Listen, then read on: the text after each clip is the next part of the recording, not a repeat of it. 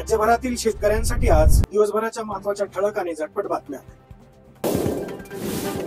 स्पर्धा परीक्षेचा अर्ज भरताना द्यावी लागणार कागदपत्रे। महाराष्ट्र लोकसेवा आयोगाच्या एमपीएससी परीक्षा प्रक्रियेत महत्त्वाचे बदल करण्यात आले आहेत। आता उमेदवारांना अर्जातील दाव्याच्या पडताळणीसाठी मुलाखतीची वाट पाहावी लागणार नाही। यामुळे भरती प्रक्रिया पारदर्शक वेगवान होईल। मात्र उमेदवारांना आता अर्ज भरताना सजग राहावे लागणार आहे। आतापर्यंत उमेदवारांनी अर्जात केलेल्या दाव्यांची आरक्षण, खेळाडू, दिव्यांग, कागदपत्री पडताळणी मुलाखतीच्या टप्प्यावर होत असे। अनेकदा कागदपत्रांमध्ये त्रुटी आढळल्याने पात्र उमेदवारांनी प्रक्रियेतून बाहेर पडावे लागत होते। ही समस्या टाळण्यासाठी प्रक्रिया सुटसुटीत करण्यासाठी आयोगाने हा निर्णय घेतला आहे। नवीन नियमानुसार ऑनलाईन अर्ज भरताना उमेदवारांना पात्रतेविषयी केलेल्या दाव्यांच्या पुष्टीसाठी आवश्यक कागदपत्रे किंवा प्रमाणपत्र स्कॅन करून अपलोड केल्याशिवाय अर्ज अंतिमरित्या सादर करता येणार नाही। आयोगाने एकूण 20 संभाव्य कागदपत्राची यादी जाहीर केली आहे। यामध्ये शैक्षणिक अर्हता, वय, आदिवासी प्रमाणपत्र, जातीचे प्रमाणपत्र, क्रिमिलियर, आर्थिक दृष्ट्या दुर्बल घटक प्रमाणपत्र, तसेच खेळाडू, दिव्यांग, माजी सैनिक, अनाथ, प्रकल्पग्रस्त, भूकंपग्रस्त आणि पदवीधर अंशकालीन कर्मचारी यासारख्या विशेष आरक्षणाशी संबंधित प्रमाणपत्राचा समावेश आहे। एखाद्याने आवश्यक कागदपत्र अपलोड केली नाहीत किंवा चुकीची कागदपत्रे अपलोड केल्यास त्याचा अर्ज थेट बाद होणार नाही।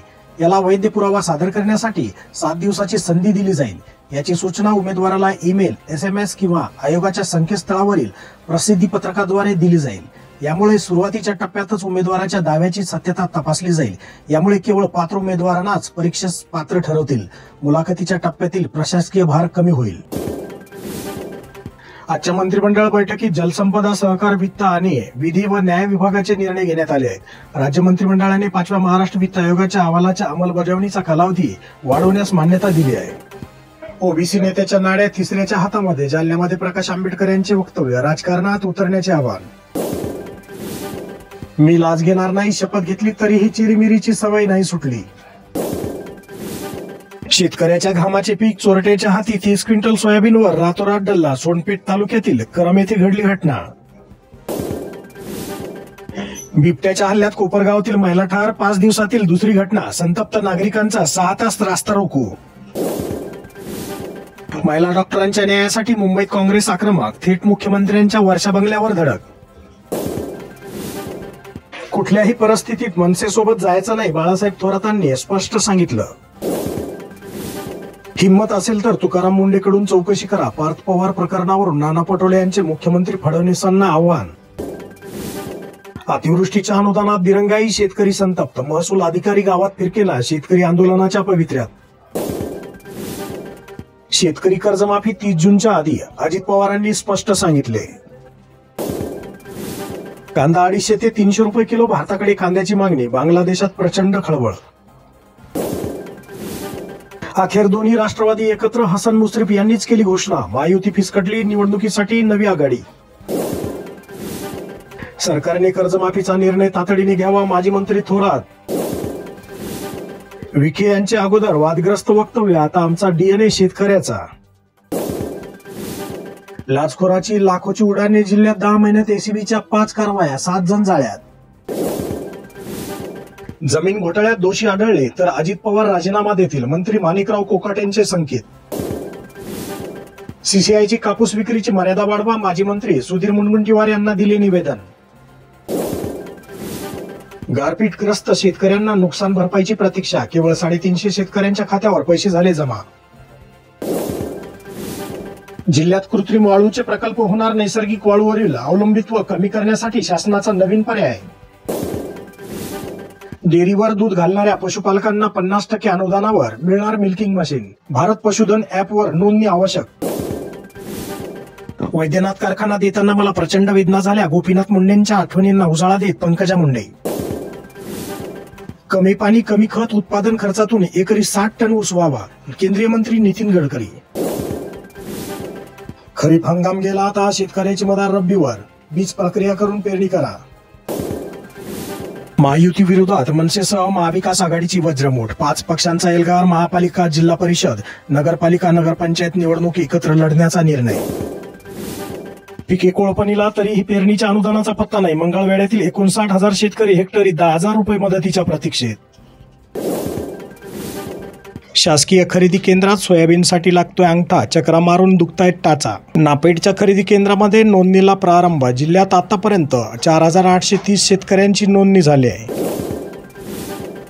अतिवृष्टी व रब्बी हंगामातील अनुदानाची प्रतीक्षा कायमच. कागदी आदेशावर आता नाही भागणार, 7 दिवसात शेतरस्ता मिळणार. तहसील कार्यालयाचे खेटे मारण्याची आता गरज नसणार, प्रकरण तातडीने निकाली काढणार. प्रति टन ऊसाला नेमका किती दर मिळणार यावर अखेर शिक्कामोर्तब झाले आहे. शेतकऱ्याची 3,500 रुपयाची मागणी होती, तर कारखानदार 3,000 वर अडून बसले होते. राज्य शासनाने मध्यस्थी करून ती 3300 रुपये ठरवली आहे. केळीचा दर घसरला, उत्पादकांची चिंता वाढली. सुप्रीम कोर्टात शिवसेना नाव आणि धनुष्यबाणाचा निकाल. शिवसेना पक्ष आणि चिन्ह प्रकरणात सर्वोच्च न्यायालयात सुनावणी. शिवसेना पक्ष चिन्ह प्रकरण लवकरात लवकर निर्णय व्हावा असे अनिल देसाई यांनी म्हटले आहे. जस्टिस सूर्यकांत यांनी सांगितलं होतं की ही तारीख देताना, आजची 12 नोव्हेंबरची तारीख देताना, की मी लगातार हे करून एक दोन सिटिंगमध्ये 2-3 सिटिंगमध्ये अंतिम निर्णय देईन. असं म्हणणं अतिशय स्पष्ट आहे पिटिशनमध्ये की हा पक्ष आणि चिन्ह दिलेलं आहे ते चुकीचं आहे. मूळ पक्ष आमचा आहे आणि मूळ पक्ष आणि चिन्हावरती आमचा अधिकार आहे, हे आमचं पिटिशन आहे. आम्ही फक्त पक्षाच्या वतीने यावरती देखरेख ठेवण्यासाठी, याच्या संदर्भात जी काही माहिती लागते ती देण्यासाठी आलेलो आहोत. पक्ष चिन्ह आणि शिवसेना शिंदेंना देण्याबाबत जो निवडणूक आयोगाने निकाल दिलेला आहे त्या संदर्भातली सुनावणी होणं आज खरं तर अपेक्षित आहे. हे सर्व प्रकरणं टॅग केलेले असल्यामुळे आणि दुसरी गोष्ट म्हणजे जस्टिस सूर्यकांत हे दुपारी 2 वाजेपर्यंतच त्या बेंचवर बसत असल्यामुळे तारीख होण्याची शक्यता जास्त आहे असं दिसत आहे. निराशाजनक परिस्थिती आहे, परंतु आज सुनावणी सुरू करायचीच असं जर न्यायालयाने ठरवलं असेल तर ते सुनावणी सुरू करू शकतात आणि त्या संदर्भात पक्षचिन्हाच्या संदर्भातली तरी सुनावणी आज सुरू होऊ शकते असं मला वाटतं. शिवसेना पक्ष चिन्हाबद्दलची सुनावणी ही पुढे ढकलली आहे. सुनावणी 21 जानेवारीला होणार आहे. लाडक्या बहिणींनो, ही प्रक्रिया न केल्यास बंद होणार योजनेचा हप्ता. महाराष्ट्रातील लाखो महिलांसाठी सुरू करण्यात आलेली मुख्यमंत्री माझी लाडकी बहीण योजना सध्या मोठ्या चर्चेत आहे. या योजनेमुळे अनेक महिलांच्या बँक खात्यामध्ये दर महिन्याला 1,500 रुपयाची आर्थिक मदत जमा होते. मात्र आता या योजनेबाबत एक महत्त्वाची आणि मोठी अपडेट समोर आली आहे. सरकारने या योजनेसाठी KYC प्रक्रिया अनिवार्य केली असून ती पूर्ण न केल्यास तुमचा पुढचा हप्ता बंद होऊ शकतो. अतिवृष्टीची रक्कम खात्यात जमा, पण बँकांनी थकबाकीदारांचे पैसे ठेवले राखून. महाराष्ट्र ग्रामीण बँक व जिल्हा बँकेतील प्रकार. शासकीय व निमशासकीय कर्मचाऱ्यांसाठी आनंदाची बातमी आहे. शासकीय व निमशासकीय कर्मचारी आणि कुटुंबासाठी 5 लाख रुपयापर्यंत आरोग्यविषयक लाभ मिळवण्यास ते पात्र आहेत, असा शासनाचा GR आला आहे. याची अंमलबजावणी लवकरच होणार आहे. शासकीय निमशासकीय कर्मचाऱ्यांनी स्वतःचे व त्यांच्या कुटुंबियांचे तसेच आप्त स्वकीयांचे आयुष्यमान कार्ड बेनिफिशरी लॉगिन मधून निश्चित कालावधीत तयार करून घ्यावे, जेणेकरून त्या सर्वांना आरोग्यविषयक लाभ मिळेल.